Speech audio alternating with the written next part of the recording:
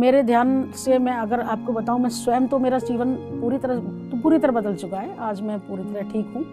मैंने दवा तो मेरा शायद मैंने 1 महीने ही दवा ली थी, तब तक मैं सही हो चुके थे।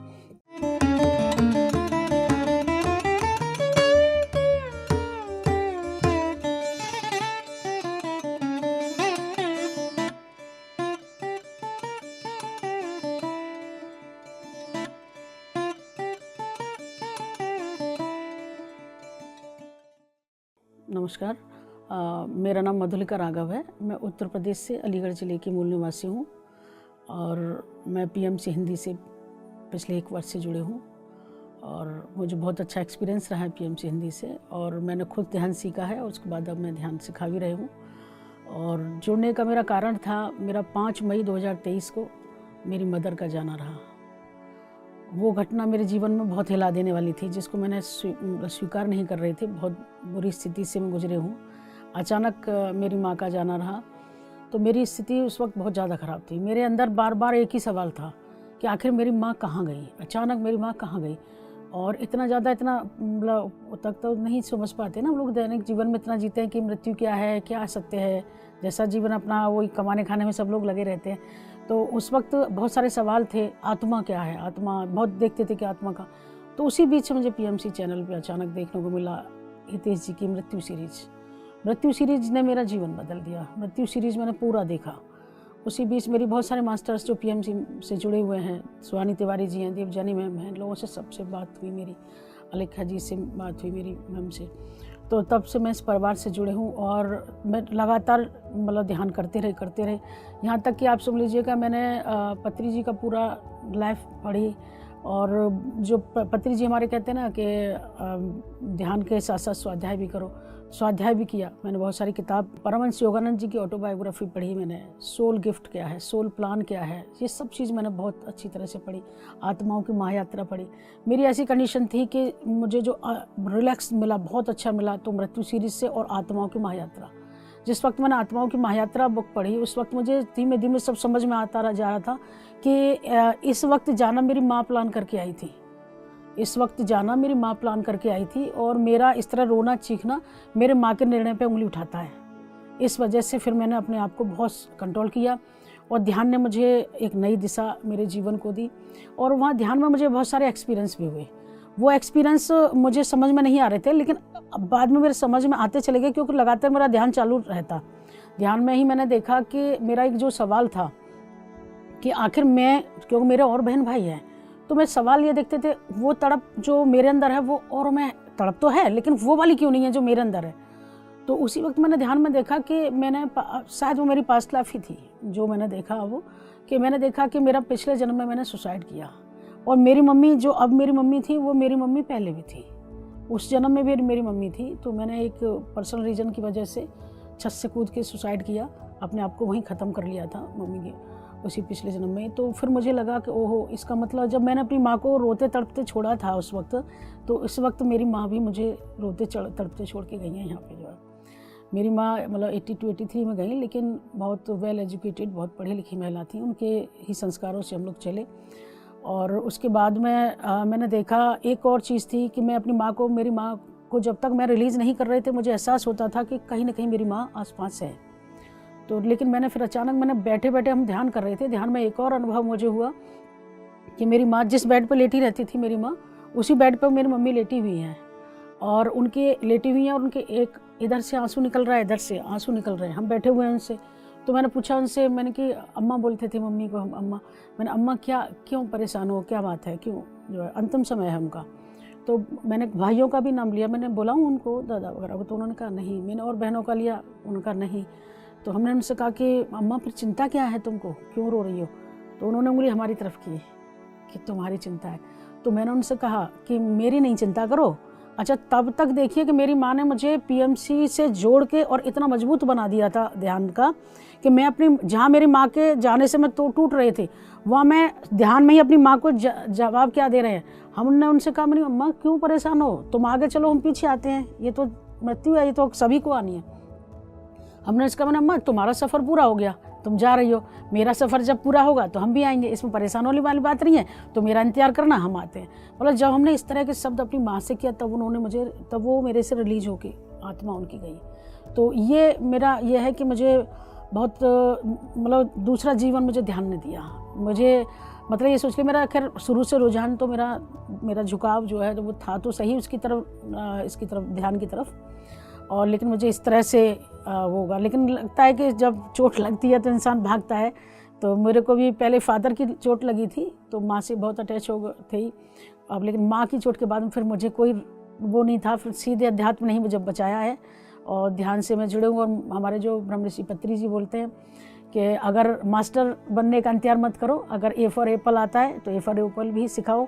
तो आज मेरे जीवन का एक ही उद्देश्य है कि मैं ध्यान सिखाते हूँ, और मेरे ध्यान से मैं अगर आपको बताऊँ, मैं स्वयं तो मेरा जीवन पूरी तरह बदल चुका है। आज मैं पूरी तरह ठीक हूँ। मैंने दवा तो शायद मैंने 1 महीने ही दवा ली थी, तब तक मैं सही हो चुके थे। अच्छा, एक और फोबिया था मेरे बचपन से जिसमें ध्यान ने मुझे बदला, जिसका मुझे आश्चर्य हुआ कि ये ध्यान से ये चीज़ भी गई कि मैं भीड़ से घबराती थी। जैसे कहीं दर्शन करने जाना है या कहीं भीड़ में बहुत भीड़ है तो हम उसमें नहीं जा सकते थे, हम उतर जाते थे उस गाड़ी से जिसमें भीड़ बैठी होती थी, या दर्शन करने नहीं जाते थे, वापस आए थे कि भीड़ है वहाँ। अच्छा, इत्तेफाक से जब हम ध्यान कर रहे थे तो ऐसी भीड़ में मैं कब चले गए और कब बाहर आ गए। जब हम बाहर आ गए तब मुझे लगा अरे हमने ये पास कैसे कर ली भीड़। तब मुझे एक्सपीरियंस हुआ कि अरे ध्यान ने, इसका मतलब मेरा ये फोबिया भी ख़त्म कर दिया। मतलब ध्यान ने मेरे वो जो बचपन से लेके चला आ रहा था कि ये चीज़ हम जीवन भर हम इस चीज़ को झेलेंगे, वो भी ख़त्म कर दिया ध्यान ने, ये चीज़ जो है। तो आज की डेट में मैं ध्यान सिखाते हूँ जिन मेरी क्षमता है। जिस तरह से मैं एक बहुत छोटा फैमिली मेम्बर हूँ पीएमसी हिंदी के, तो अपने स्तर से मैं सिखा रही हूँ। और आज मेरे एक फ्रेंड हैं जो 18 साल से नींद की गोली ले रही थी, जिनको नींद नहीं आ रही थी, 18 साल से स्टेलोपम प्लस लेती थी वो। आज मैंने उनको ध्यान से जोड़ा और आज वो बिना उसके दबा के और पूर्ण स्वस्थ होकर नींद लेती हैं, बिल्कुल ठीक हो चुकी हैं। और बाकी और लोगों को भी हम ध्यान कराते हैं। एक बच्चा है जो अल्कोहल का शिकार हुआ, उसको भी हम रोक रहे हैं, ध्यान सिखाते हैं, पर डे ध्यान सिखाते हैं जिससे कि वो उस रास्ते पर ना जाए। और मेरा बस इतना है कि मेडिटेशन में सभी इलाज है। ध्यान एक ऐसी चीज़ है जिसके पास सभी परेशानियों का इलाज है। अगर आपको पारिवारिक परेशानी, क्योंकि ध्यान सबसे पहले आपके स्वास्थ्य को ठीक करता है, उसके बाद में आपके सामाजिक रिश्ते ठीक करता है, उसके बाद आपके पारिवारिक रिश्ते ठीक करता है, उसके बाद आपकी आर्थिक स्थिति सही करता है। ये आर्थिक का भी मैं आपको एक बहुत चमत्कारिक प्रभाव बताऊं कि अगर आर्थिक का बताऊं तो मैंने देवजानी मैम को फ़ोन मिलाया कि मैम पता है मेरे को ध्यान तो इतने दिन से करो, पता नहीं क्यों मेरा पेमेंट फंस गया है। मैं काम करती हूँ, मेरा संगठन चलाती हूँ। मैंने कहा मैम मेरा पेमेंट फंस गया, पता नहीं क्यों, क्या ध्यान से कुछ इफेक्ट तो नहीं हो? मैंने कहा कहीं कोई चक्रा मेरा प्रॉब्लम तो नहीं है? तो मैम ने कहा कि हाँ, आप ना मणिपुर चक्र पे वर्क करिए और आप पत्रिका को वो करिए, लीजिए, जो पत्री जी की पत्रिका है। तो मैंने तुरंत पत्रिका लेना स्टार्ट किया। मेरी पत्रिका नहीं ले रही थी, मैंने पत्रिका ली है, आप समझिए 10 दिन, मैंने 10 दिन पहले पत्रिका को वो किया है और उसके और मणिपुर चक्र पर काम किया है। और आप समझ लीजिएगा मेरा सूचना आई कि आपका पेमेंट आपका लखनऊ से रिलीज हो गया है। जैसे मैंने ये काम किया, तुरंत मुझे सूचना मिली कि मेरा पेमेंट रिलीज हो चुका है और पेमेंट आ गया है। तो फिर मुझे आश्चर्य हुआ कि देखिए, ध्यान से हमारा सिर्फ स्वास्थ्य सही नहीं होता, ध्यान से हमारा सब ठीक से सही होता है। जब हम पूरी तरह स्वस्थ हो जाते हैं, हमारे सारे रिलेशन सही हो जाते हैं, ये सब काम ध्यान से होता है। तो आज व्यक्ति को साकार बनना चाहिए, ध्यान से जोड़ना चाहिए, बस मेरा यही संदेश।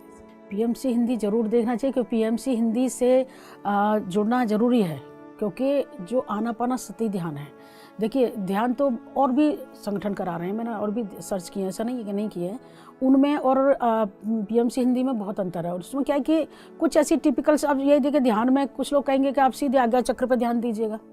अगर व्यक्ति ने ध्यान आज्ञा चक्र पर कर दिया तो उसको प्रॉब्लम हो सकती है। लेकिन हमारे पत्री जी का क्या कहना है, सीधे आनापानसति बिल्कुल आसान विधि है, सीधे श्वास पर ध्यान दीजिएगा, कोई टिपिकलनेस नहीं है, आराम से व्यक्ति बैठ सकता है, आराम से ध्यान कर सकता है।